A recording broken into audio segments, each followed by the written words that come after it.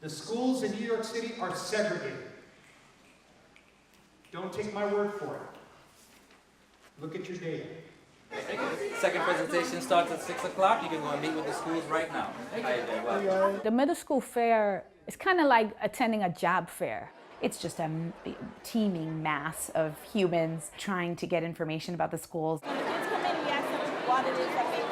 I find it more difficult than when I applied to university, to college.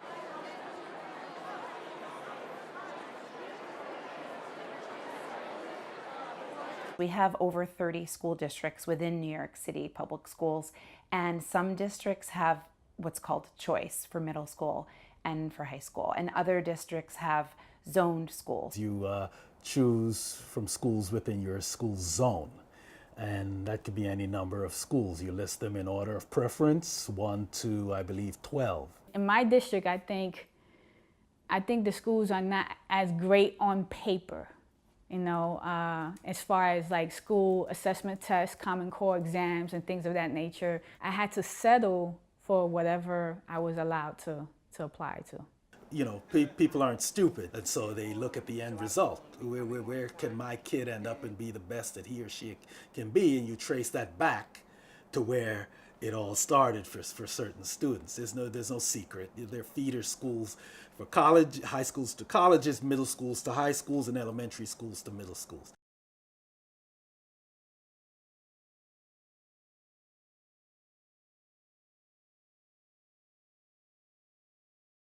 Our kids can have more opportunities to learn more things in specialized high school. So our first choice will be take the SHSAT, the test, but if our kids cannot pass the test or have to go, so we have to go to the local school, to neighborhood school.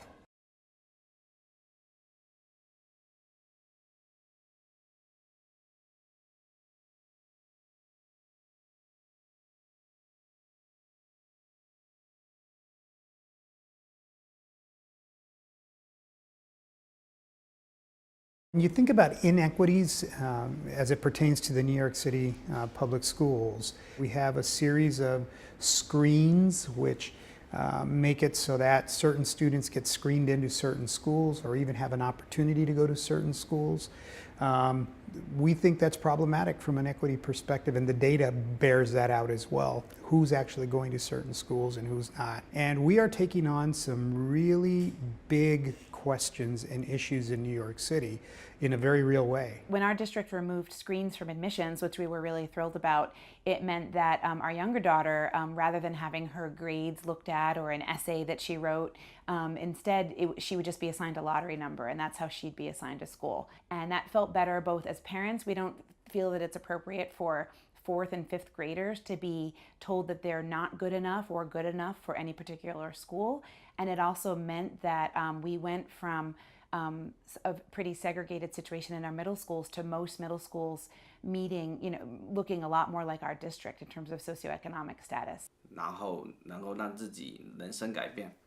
So for low-income Asian, they can only go to public schools, and they can only take the test to go to good schools, then can have better opportunities for their future.